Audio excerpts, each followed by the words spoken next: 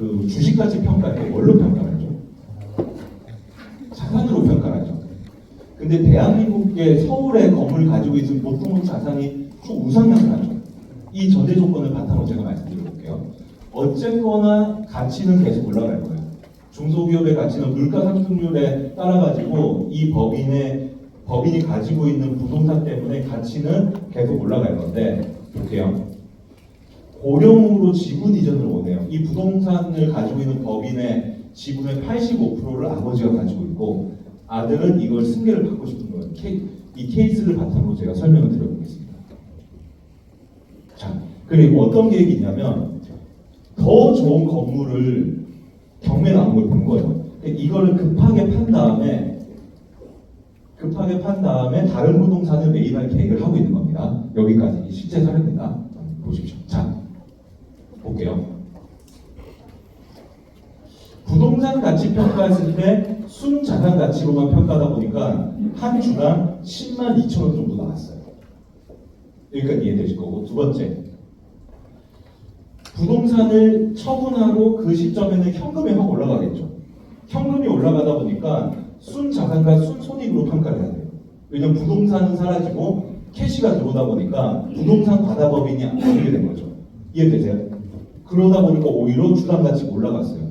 손익 가치가 들어가면서. 여기까지 이해되시죠? 그리고 세 번째 볼게요. 그리고 다시 새로운 건물을 취득하다 보니까 부동산 과다법인이 다시 된 거예요. 이때 봤더니 순자산 가치 평가를 보니까 주당 가치가 오히려 10만 123원으로 다시 떨어졌어요. 자, 1번과 3번은 부동산 과다법인이고 2번은 부동산 과다법인이 아닌 거예요.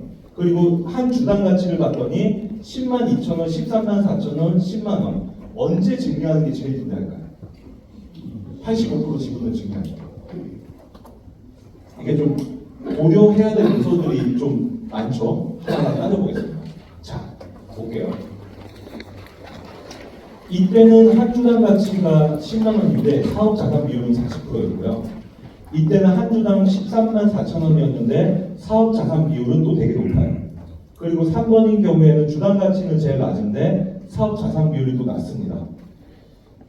그래서 대표님이 이제 물어보는 거죠. 그러면은 1번일 때 증여를 해야 되냐, 2번일 때 증여를 해야 되냐, 3번일 때 증여를 해야 되냐. 한번 볼게요. 이게 근데 그 구체적인 수치를 제가 드리지 않았기 때문에 1번이 될 수도 있고 2번이 될 수도 있고 3번이 될 수도 있고 사람마다 조금씩 다릅니다. 그래서 이거를 따져봐야 되는 거예요. 볼게요. 어쨌거나 둘 중에 하나 같잖아요. 둘 중에 하나 같잖아요. 한번 보겠습니다. 자, 1, 2, 3, 네 가지 의사결정을 할 수 있어요.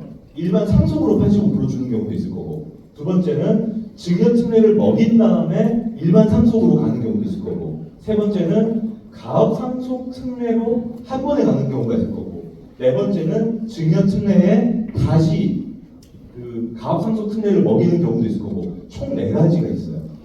아까 제가 비교한 거 기억나시나요? 비교한 거 아까 표를 한번 돌려볼게요. 증여 특례를 60%는 줬고 40%는 증여 특례를 안 줬죠.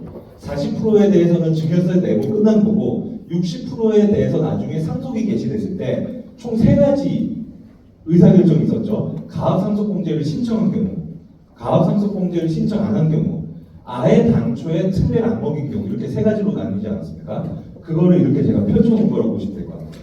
그래서 한번 볼게요. 따져보겠습니다. 대한일은 일반 상속으로 가게 됩니다.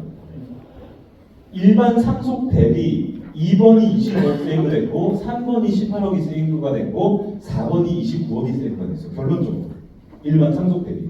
그래서 보시면은 증여특례 일반 상속, 증여특례 가압상속공제가 있는데 증여특례랑 가압상속공제를 둘 다 먹였을 때가 전체적인 세금이 제일 적게 나와요. 그래서 제가 일반적으로 설명드리고 있는 게 증여특례는 가급적이면 하는 게 추후를 따지거나 당장을 따지더라도 유리할 확률이 굉장히 높습니다. 그래서 가압승계 증여세 과세특례 가압상속공제를 적용한 대안 4중 3시점의 절세 효과가 가장 큰 것을 확인할 수 있었다. 그래서 아까 이 표는 이제 비교해서 이해하시면 됩니다. 증여특례 받고 가압상속공제 적용하느냐, 적용 안 하느냐, 처음부터 증여특례 안 하고 가압상속공제를 한 번에 먹이느냐 봤더니 증여특례랑 가압상속공제를 연결하는 게 절세 효과가 가장 컸다. 그래서 증여특례를 적용시키고 나서 가압상속공제를 해도 안 해도 증여특례를 안 먹이고 가압상속공제를 한 번에 받는 것보다는 훨씬 유리했죠. 그 이유가 뭐죠? 가치 상승분에 대한 부분들은 이미 다 효과가 제거가 됐기 때문에.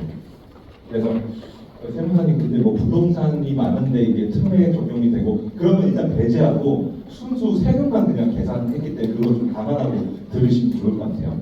그래서 제가 GFC인들한테 설명드리고 싶은 건 뭐냐면 첫 번째, 증여특례는 리스크가 없다고는 말 못하지만 현 시점에서 굉장히 파워풀한 절세 효과다. 두 번째, 증여특례를 할 때 가장 많은 공제를 받으려면 사업용 자산의 비율을 높여야 되는데 사업용 자산의 비율을 높이는 우리가 좀 노력해서 바꿀 수 있는 게 현금 관련된 부분이더라고요.